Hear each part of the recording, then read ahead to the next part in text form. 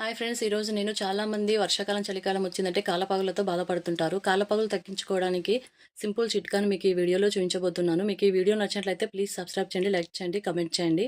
ముందుగా ఒక చిన్న ఉల్లిపాయను తీసుకుని ఈ విధంగా మిక్సీ జార్లో మెత్తగా పేస్ట్లా చేసుకొని వడబోసుకోవాలండి.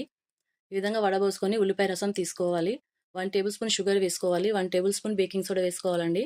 1 టేబుల్ స్పూన్ లెమన్ రసం వేసుకోవాలి. వేసుకొని ఈ విధంగా బాగా మిక్స్ చేయాలండి. మిక్స్ చేసిన తర్వాత 1 టేబుల్ స్పూన్ కోల్గేట్ పేస్ట్ వేసుకోవాలి. ఈ విధంగా కోల్గేట్ పేస్ట్ వేసుకున్న తర్వాత బాగా కలపాలండి. ఈ విధంగా షుగర్, బేకింగ్ సోడా, లెమన్ రసం పేస్ట్ ఇవన్నీ బాగా మిక్స్ అయ్యే వరకు కలపాలండి. మన బాడీలో టెంపరేచర్ ఎక్కువగా ఉంటే కాళ్ళపాగులు అనేవి వస్తుంటాయండి. పాత బ్రష్ ఏదైనా ఉంటే తీసుకొని మన కాళ్ళపాగులు ఎక్కడున్నాయో అక్కడ పాత బ్రష్తో ఈ విధంగా బాగా పట్టించాలండి.